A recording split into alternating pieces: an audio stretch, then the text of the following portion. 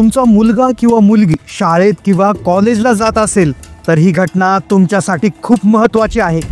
आपली मुलं किंवा मुली शाळेत किंवा कॉलेजला जातात तेव्हा ती नजरेआड काय करतात, शाळा कॉलेजच्या नावाखाली जेव्हा मुलं मुली घराबाहेर पडतात त्यांच्या आयुष्यात पडद्यामागे नेमकं काय सुरू असतं यावरच एक प्रकाश टाकणारी धक्कादायक घटना उघड झाली। एक अशी घटना की जिने पूर्ण राज्यभरात खळबळ उडवली। एक अशी घटना जी पुण्यातील मुलीच्या बाबतीत घडली। ही घटना प्रत्येक पालकासाठी एक गंभीर इशारा आहे। तुम्हाला वाटेल आमचा मुलगा किंवा मुलगी अशी नाही, असा नाही, पण अशा घटना घडत आहे। शाळा किंवा कॉलेजला गेलेले मुलं मुली असे काही पराक्रम करत आहेत की जे उघडकीस आल्यावर पूर्ण समाजामध्ये एक मोठी चिंता पसरत आहे। आता पुण्यातील या मुलीच्या बाबत काय घडलं ज्यामुळे पूर्ण राज्यात चर्चा सुरू झाली, यातून पालकांनी नेमकं काय बोध घ्यायचा आहे। अशा प्रकारचे जे घटना आहे ते आपल्या मुला किंवा मुलीच्या बाबतीत घडू नये म्हणून काय काळजी घ्यायची आहे, संपूर्ण सविस्तर माहिती तुम्हाला व्हिडिओमध्ये देणार आहे। तुमचा मुलगा किंवा मुलगी जर शाळेत कॉलेजला जात असेल तर हा व्हिडिओ 2 मिनिटं वेळ काढून नक्की पहा। घटना आहे पुण्यातली। पुणे शहर, पहाटेची वेळ होती, अजून पूर्णपणे उजाडलेलं नव्हतं। शिवाजीनगर परिसरातील एका शांत रस्त्यावर एक चहाचा स्टॉल सुरू होता। थंड वाऱ्याची झुळूक जाणवत होती। अशाच वेळी एक 18 ते 19 वर्षाची मुलगी तिथे येते। तिच्या चेहऱ्यावर भीती आणि अस्वस्थता स्पष्ट दिसते। ती एकटीच आहे, गोंधळलेली वाटत आहे। तिच्या कपड्यावरून आणि तिच्या हावभावावरून ती कुठल्या तरी छोट्या शहरातून आलेली आहे असं जाणवतं। ती मुलगी धुळ्यावरून पुण्याला शिकायला आली होती। शिक्षणाचं माहेरघर असणारी पुण्यनगरी पुणे, इथे ती मुलगी शिकायला आली होती, पण तिच्यासाठी तो दिवस खूपच वाईट होता। पहाटच्या वेळी चहाच्या दुकानावर ती मुलगी नेमकं काय करत होती, बेदरलेल्या अवस्थेमध्ये ती तिथे काय करत होती हे ऐकल्यावर तुम्हाला नक्कीच आश्चर्याचा धक्का बसेल।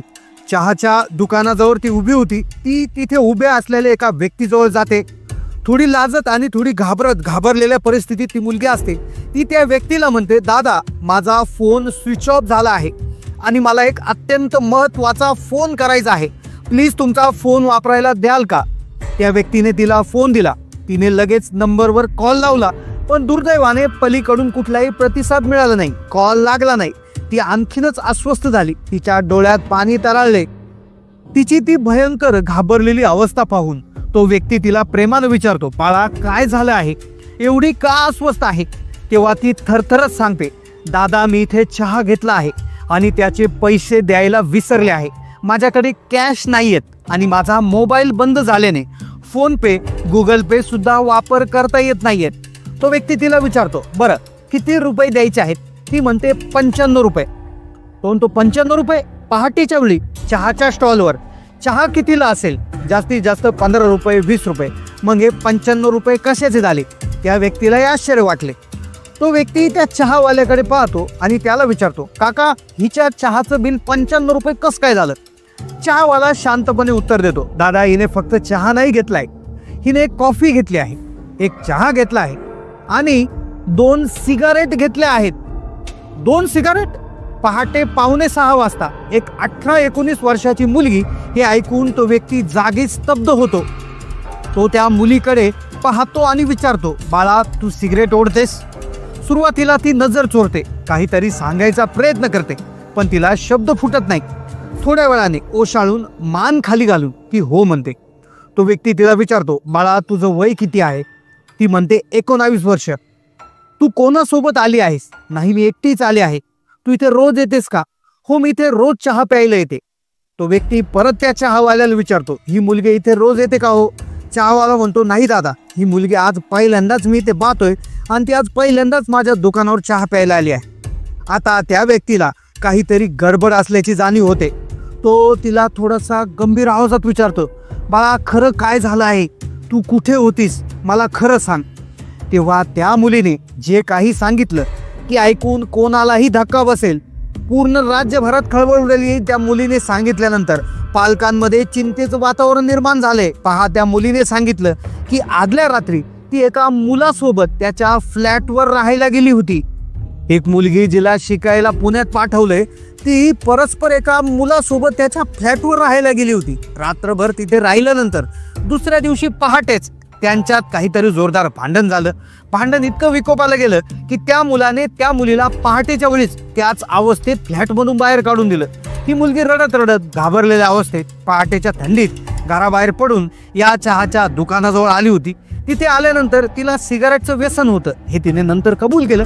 तिला सिगरेट प्यायची तीव्र इच्छा झाली. तिला माहित होतं की तिच्याकडे कॅश पैसे नाहीयेत, पण तिच्या मोबाईलमध्ये फोन पे गुगल पे होतं म्हणून तिने 2 सिगारेटी घेतल्या. पण दुर्दैवाने नेमका त्याच वेळी तिचा मोबाईल पूर्णपणे डिस्चार्ज होऊन बंद पडला. आता बिल कसं द्यायचं, कारण की बिल दिल्याशिवाय चहावाला तिला जाऊ देणार नव्हता. या विवंचनेत आणि पूर्णपणे हतबल अवस्थेत ती मदतीसाठी त्या व्यक्तीजवळ आली होती. त्या व्यक्तीने सर्वप्रथम तिचे 95 रुपये बिल दिले. तिला जवळ घेऊन तिच्या डोक्यावरून हात फिरून खूप गोष्टी समजून सांगितला. त्याने तिची अधिक माहिती घेतली तेव्हा जे वास्तव समोर आलं ते आणखीनच भयानक होतं, विदारक होतं. या मुलीला 10वीत 93% मार्क मिळाले होते. तिचे वडील गव्हर्नमेंटमध्ये शिक्षक आहेत, आई गृहिणी आहे. वडिलांनी आपल्या मुलीला चांगलं शिक्षण मिळावं, ती उच्च शिक्षित होऊन मोठ्या पदावर जावी या स्वप्नांनी तिला पुण्यात शिक्षणासाठी पाठवलं होतं. चांगल्या घरातून आलेली 90 ते 95% मार्क्स मिळवणारी एक हुशार, आणि हुशारच नव्हे तर एक संस्कारक्षम कुटुंबातली मुलगी आज फक्त आणि फक्त आई वडिलांचं कुठेतरी झालेलं दुर्लक्ष, तिच्या वयातील निष्काळजीपणा आणि संगत असणाऱ्या चुकीच्या लोकांमुळे, वाईट संगतीमुळे एका वाईट मार्गावर भरडली जात होती. अक्षरशः वाया जाण्याच्या टोकावर उभी होती. त्या मुलाच्या फ्लॅटवर जाऊन तिने रात्रभर काय केलं असेल हे तुम्हाला वेगळं सांगायची गरज नाही. ही घटना ऐकून तुम्ही विचार करत असाल की असं कसं होऊ शकतं, आमची मुलं तर अशी नाहीत. पालकांनो, इथंच धोका आहे. अतिरेकी कसाबोर सुद्धा त्याच्या आईनं चांगले संस्कार केले असणार आहेत. जगातले कुठलेच आईबाप आपल्या मुलावर जाणीवपूर्वक वाईट संस्कार करत नाही. मुलं बिघडतात ती फक्त आणि फक्त वयात आल्यानंतर. त्यांच्यावर असणारं पालकांचं लक्ष कमी होतं आणि त्यांची संगत चुकते तेव्हा.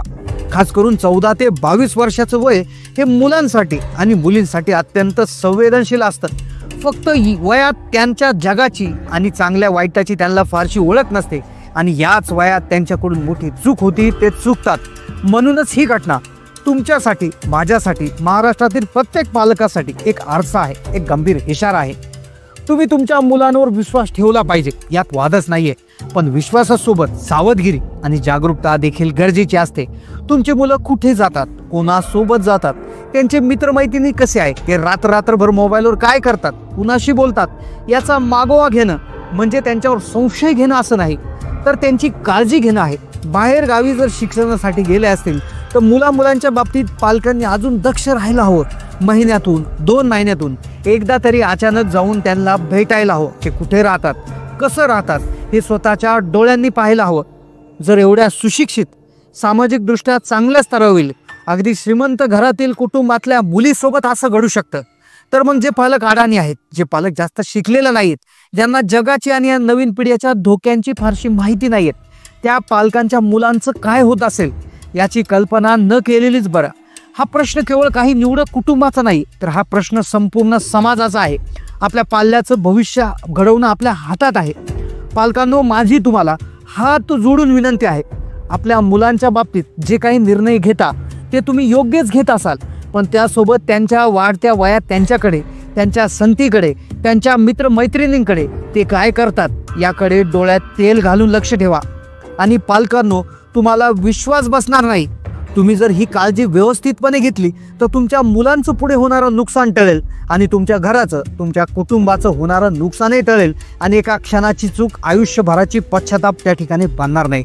पण ही जो धक्कादायक घटना जी पुण्यातील शिवाजीनगर परिसरात एका पहाटे घडली, एका मुलीच्या बाबतीत घडली, जी एका व्यक्तीला त्या मुलीने तिची सगळी घटना सांगितली, तर याचा जो एक व्हिडिओ आहे तो यूट्यूबवर आहे. तो यूट्यूबवर हा व्हिडिओ खूप व्हायरल आलेला आहे.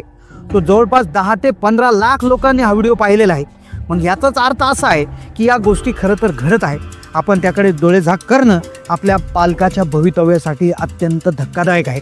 तर ही एक कथा नाहीये, ही एक घटना नाहीये, तर त्यामुळे तुम्ही हे वास्तव्य आहे, तुम्ही जागे व्हा, लक्ष द्या. आपल्या मुलांच्या आयुष्याचा प्रश्न आहे. हा व्हिडिओ जास्तीत जास्त पालकांपर्यंत पोहोचवा.